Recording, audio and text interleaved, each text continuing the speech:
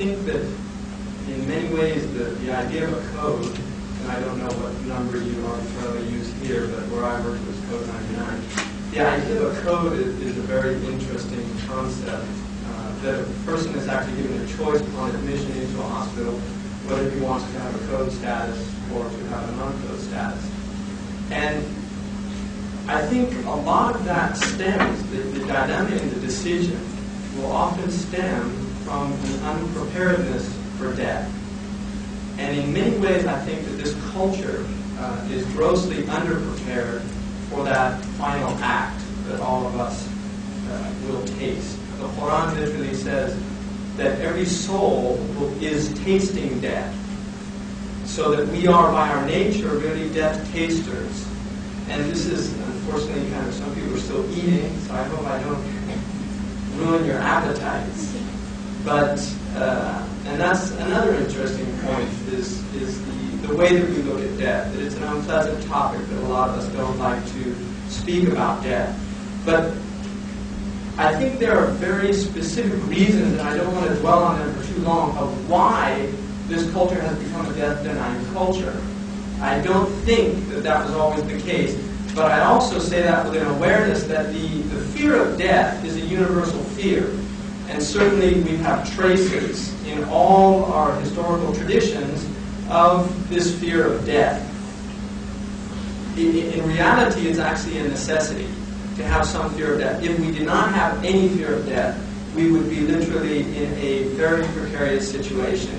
We would not look both ways when we walk across the street, and that would eventuate in our own deaths quite quickly. So the idea of a fear of death is actually a necessity, but also the idea of overcoming that fear in a positive way is a necessity in order for one to prepare for death. If we look at the condition, the present condition of human societies, it's been termed the postmodern period that we're in by philosophers. And the idea there is that there is no longer a grand narrative. There is no longer a meta-narrative by which we can live our lives. That prior to this period of time, people believed in some cosmological explanation of the universe. They had a cosmology which they could live believing in. And like Nietzsche, the German philosopher, said, if people have a why, they can endure any type of how. In other words, that when people have a purpose for existence, the pain and suffering that goes along with human existence is bearable. But when they lose that purpose of existence, that pain and suffering becomes unbearable. And in many ways, I think that this is an essential point to understand when we look at the extraordinary consumption of tranquilizers in our culture, of alcohol, of ways of literally subduing and suppressing the pain and suffering that people experience with daily existence. And ultimately, coming to terms with death is part of overcoming this pathological obsession with the pain and suffering that goes along with human existence. So in this postmodern world, what has happened is the scientific worldview, in a sense, has failed us. And this is being articulated by, and has been for some time, by philosophers on the continent, in the United States, and we really see it in many ways in the great failures of the rational period, the period of enlightenment, the promise of a human society in which rationalism, in which technology would solve our problems and would give us a reason and a purpose for continuing working towards this great utopian society that would come into existence at some future date. And this century alone has been called the century of mega death. Over 180 million people have died at the hands of technological destruction in warfare in this century alone, which is a much greater number than all of the peoples that have died in previous wars prior to this century. And so literally, like Desjardins, the Christian philosopher, said that the fundamental question that all of us must answer in order to continue as a species is literally a choice between suicide or between adoration.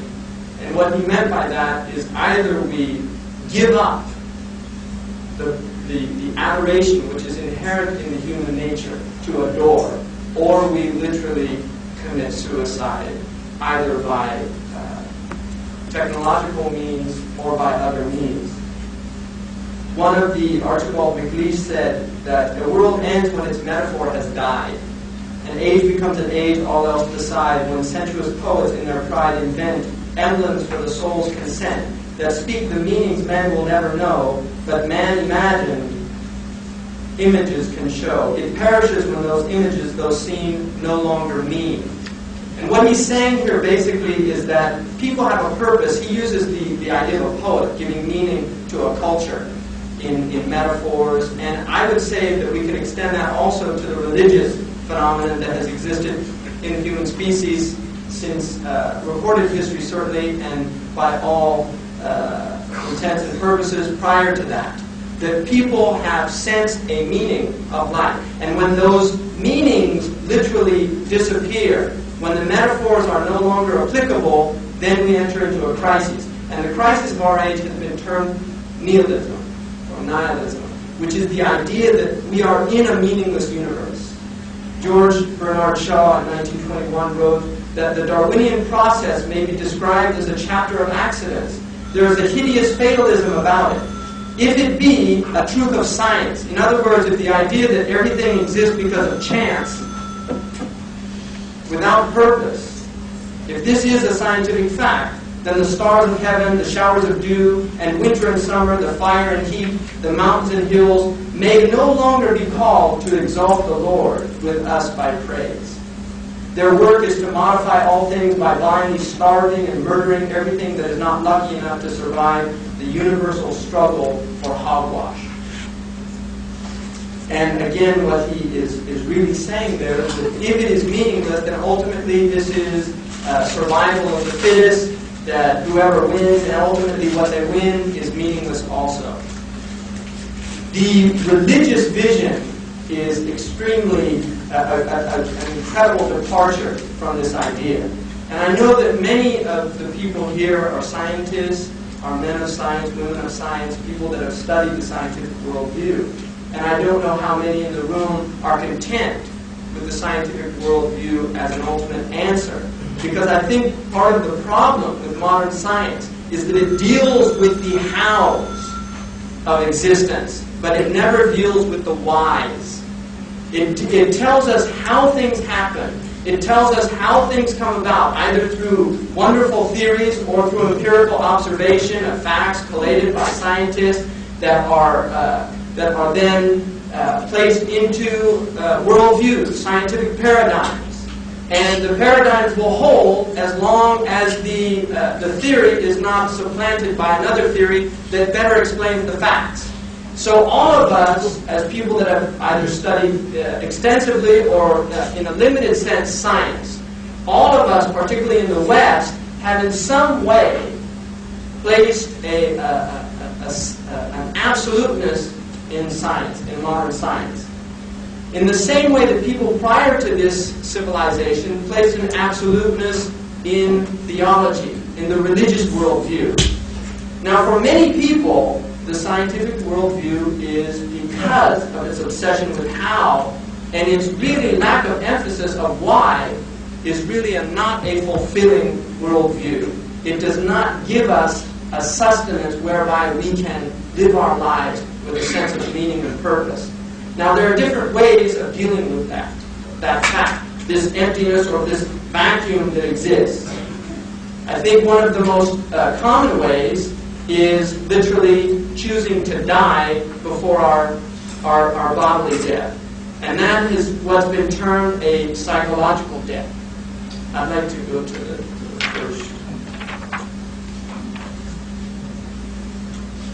In looking at dying and the idea of dying, we can see basically that there are